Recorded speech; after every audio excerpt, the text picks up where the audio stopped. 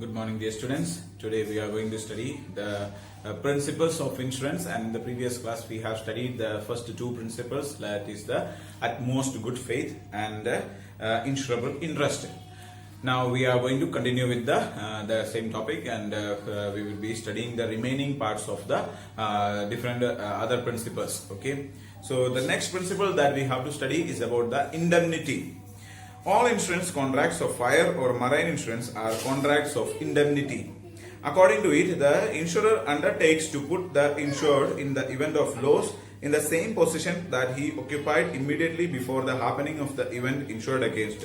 In other words, the insurer undertakes to compensate the insured for the loss caused to him or her due to the damage of destruction of the property insured. The compensation payable and the loss suffered are to be measured in terms of money.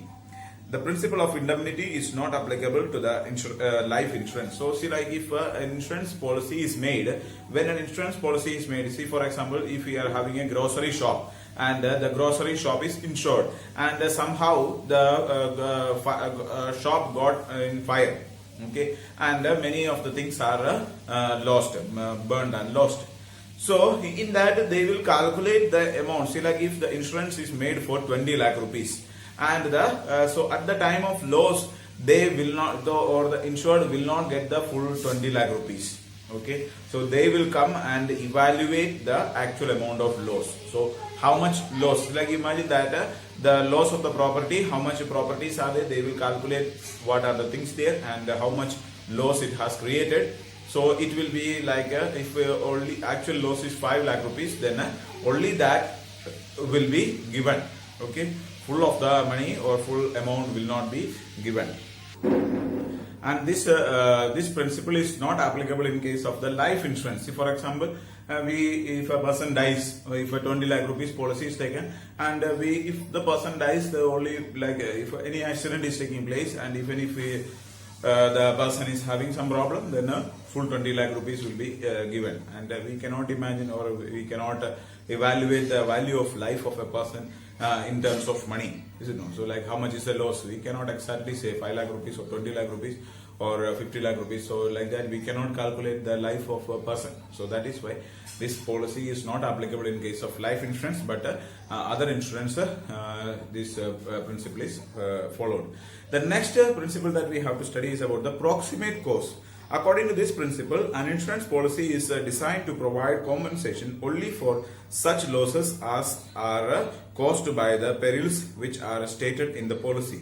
When the loss is the result of two or more causes, the proximate cause means the direct, the most dominant and most effective cause of which the loss is the natural consequence. In case of loss arising out of any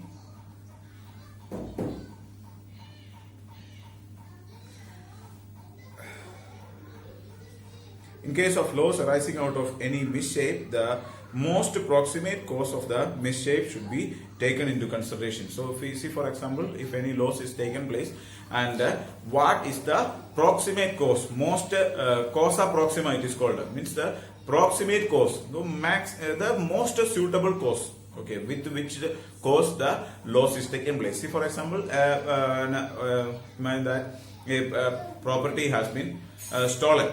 Okay, and while the person is taking and going on the way, it met with an accident, and it got a fire and fully burned.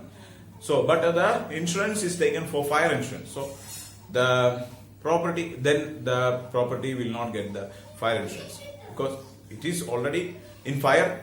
The loss is actually in fire, but not in the place where it was stolen. You know, actually it was stolen, and it was taken to some other place, and while it is transporting, it was burned. So the damage is taken place actually because of the fire, but it is not like the approximate cause is not the fire, is it no? So first is stolen. So if we have taken another insurance for that, so if we have taken fire insurance for this one, then that may not be applicable. If we have taken general insurance, any kind of causes are there, such type of insurance is taken, then we will be considering it. So do you understand? So maybe what may be the main or direct cause, that will be taken into consideration.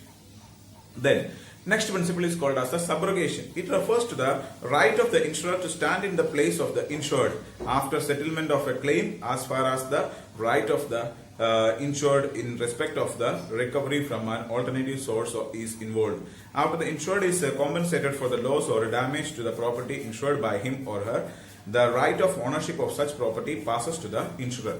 This is because the insured should not be allowed to make any profit by selling the damaged property or in case of a lost property being recovered. See, for example, if a car is getting accident, and if the car is getting accident and if the car is damaged and it cannot be repaired, then what will happen? If the insurance is taken for 10 lakh rupees and that money will be transferred to the, means that the car value is 10 lakh rupees and the car is fully damaged and the money has been given to the insured. Then after that what will happen? They will take the property. You might have seen that in police station and so on. They are like all the, or in some kind of places are there where they are dumping all the this accidental car, you know. So they are depositing it there. So it is collected by the insurance companies. Okay, so that insurance money is given to them. So they, after giving the money to them, see, like 10 lakh rupees is the value of the car and the 10 lakh rupees the company has been given. After that the accident is taken place and the body of the car is having problem but the engine is not having problem. So the owner of that one may be able to sell the engine to somebody else and make some money. Or this iron things and all are there, scrap products are there, so that they can sell it to scrap and make some money. So that is not possible. Okay, so this will be transferred. So the after the insurance policy has been paid, the ownership of the product, even if it is useless, but the that insurance company, it will be in the under the hand of the insurance company. Okay, so the insured will not have any right to use the damaged property after paying the insurance amount.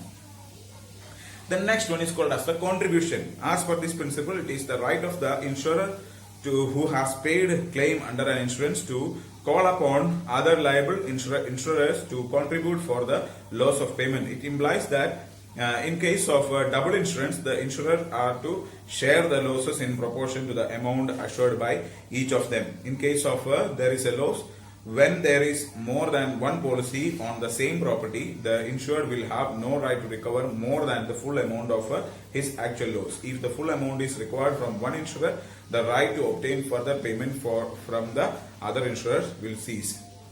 Okay, so this is called as the contribution. Means that, see, like if you are taking insurance, like you have a car and you are insuring it with two companies. Okay, so the total value of the car is 10 lakh rupees, but you have insured in one company for in one company, A company, you have insured it for 10 lakh rupees, and in B company also you have insured it for 10 lakh rupees.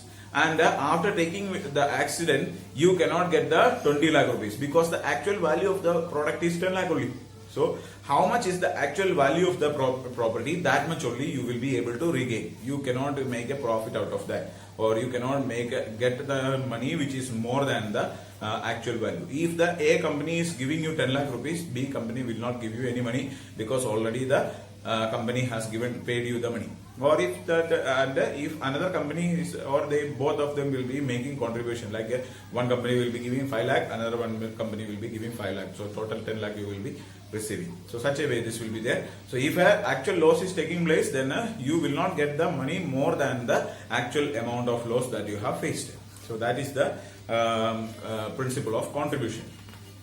Then the last principle is called as the mitigation. This principle states that it is the duty of the insured to take reasonable steps to minimize the loss or damage to the insured property. Suppose goods kept in a storehouse catch fire, then the owner of the goods should try to recover the goods and save them from fire to minimize the loss or damage. The insured must have with great prudence and not be careless just because there is an insurance cover. If reasonable care is not taken, like any prudent person, then the claim from the insurance company may be lost. Okay, this is a important principle. Mitigation. This means that, see, like if I have insured a grocery shop, and if I am having a grocery shop or a storeroom is there, and in that many products I have kept, and I saw that there is a small fire. Okay, and if I take a bucket of water and pour it there, then I could have stopped it. But if thinking that so I am having insurance policy, so I will be not taking care and let it burn fully, and after that I will get the full money. So if only like if it is starting and if I stop the fire, then I will not get any insurance policy. So I am thinking that let it burn fully and I will get the insurance money. So if you think like that and sit simply without taking care of the product, you will lose all the products as well as you will not get any insurance money also. So you have to be careful about the product. Okay, so you have to, if any fire is there or any kind of things are there, then we should properly manage that. So first of all, we have to try something to reduce or stop the fire, and as well as you have to also inform the fire force or police and so on. So on time you have to inform, not that after fully burning you call them. So either the fire started at 10 o'clock and it burned for 2 hours, then after that if you inform, this will not be applicable. So such kind of things are there. Proper care has to be taken. If insurance is not taken, what you will be doing, the same way you have to treat the things also. Okay, so that is about the mitigation. So these are the different type of principles that that we have to study. Okay, thank you so much.